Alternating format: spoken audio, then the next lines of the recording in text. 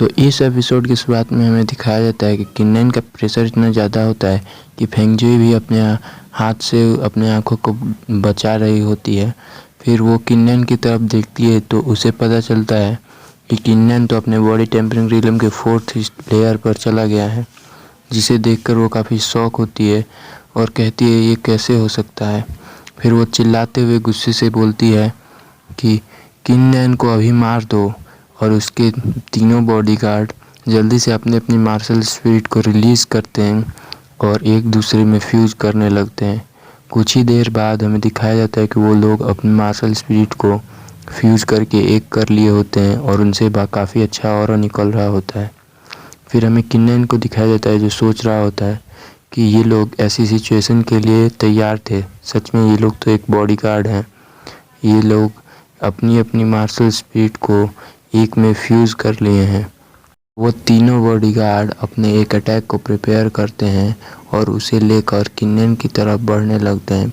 किन्नन उस अटैक के प्रेशर को महसूस करके सोचता है कि सच में इन लोगों के अटैक का प्रेशर तो एक 4th लेयर वाले बंदे जितना है।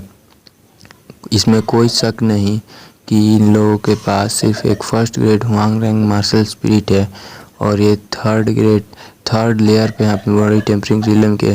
फिर भी ये लोग फेंगजुई के बॉडी गार्ड बनने के लिए क्वालिफाइड हैं।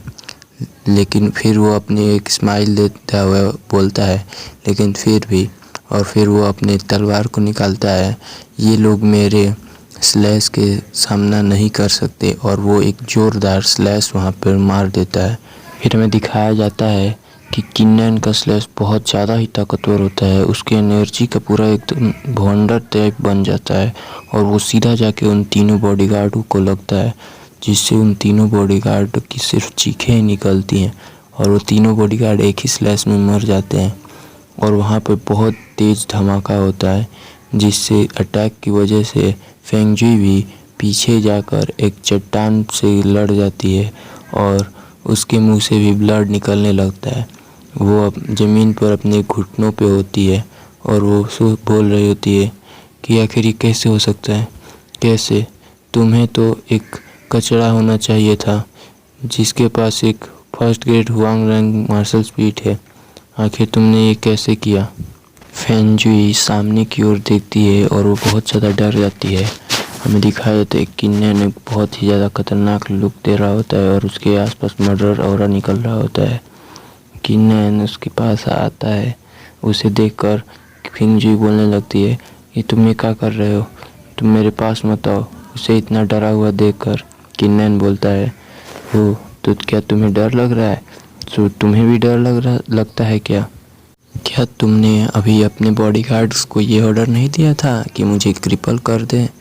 और अब मैं तुमसे माफ़ी मांगना चाहूँगा क्योंकि अब तुम्हारे बॉडीगार्ड्स को तो मैंने मार दिया, तो वो तो ऐसा कुछ कर नहीं पाएंगे।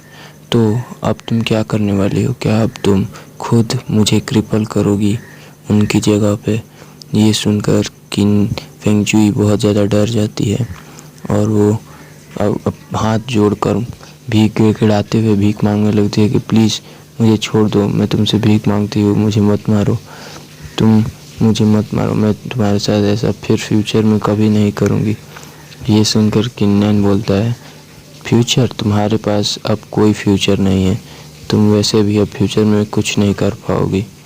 फेंगजुई थोड़ा डरते हुए हिम्मत लाकर बोलती है कि किन्नन तुम मुझे नहीं मार सकते, मैं फेंग क्लैन की पैट्रियार्च की बेटी हूँ, तुम मुझे नहीं मार सकते। अगर तुमने मुझे मारा तो मेरे फादर तुम्हें नहीं छोड़ेंगे और मेरा ब्रदर भी। मेरे ब्रदर ने तो 6th ग्रेड की हुआंग रैंक मार्शल स्पिरिट को अवेकन किया है। ये सुनकर किन्नन शॉक होता है। वो मन में सोचता है क्या 6th ग्रेड की हुआंग रैंक मार्शल स्पिरिट? अगर फेंग क्लैन के पास एक 6th ग्रेड की हुआंग रैंक मार्शल स्पिरिट है तो उसने सेलिब्रेशन क्यों नहीं किया? लगता है फेंग रू लोग ने एक 6th ग्रेड की हुआंग रैंक मार्शल स्पिरिट को अवेकन किया है, इसे वो लोग छुपा के रखना चाहते हैं। किन्नन के ऐसे शॉक्ड फेस रिएक्शन को देखकर फेंगजुई हंसते हुए बोलती है कि अब क्या तुम्हें डर लग रहा है? किन्नन तुम जैसा एक कचरा मुझे मारने की हिम्मत नहीं कर सकता, जल्दी से मेरे सामने झुको और अपनी नाक मेरे सामने 100 बार रगड़ो और अपने आप को क्रिपल करने दो। अगर तुमने ऐसा किया तो हो सकता है कि मैं तुम्हें छोड़ दूं। ये सुनकर किन्नन हंसते हुए बोलता है, ओह ऐसा है क्या? ओहो फेंगजुई, तुम्हें तो अपनी सिचुएशन भी नहीं पता है। तुम ऐसी सिचुएशन में भी मुझसे ऐसी बात कैसे कर सकती हो? हम अभी लॉन्ग्यू माउंटेन रेंज पे है। अगर मैंने यहाँ पे तुम्हें मार भी दिया तो किसी को सच्चाई के बारे में कैसे ही पता चलेगा? ये सुनकर फेंगजुई डर जाती है। और रही बात तुम्हारे पिता की, तो मुझे उनसे डर नहीं लगता। मेरे पिता भी किन क्लैन के पैट्रियार्च हैं। और तुम्हारा भाई की बात है तो वो मेरा अपोनेंट होने का वर्दी भी नहीं है। क्या तुम्हें सच में लगता है कि एक 6th ग्रेड की हुआंग रैंक मार्शल स्पीड बहुत अच्छी होती है?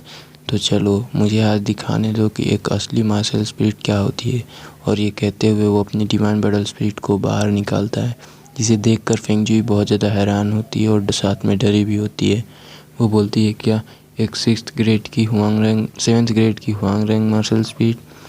तुमने सच में एक 7th ग्रेड की हुआंग रैंक मार्शल स्पीड को अवेकन किया है? और ये सुनते ही किन्नन उसके ऊपर एक स्लैश मारता है और उसका भी काम वहीं पर तमाम कर देता है। तो आज के एपिसोड में बस इतना ही। मिलते हैं आपसे अगले एपिसोड में, तब तक के लिए गुड।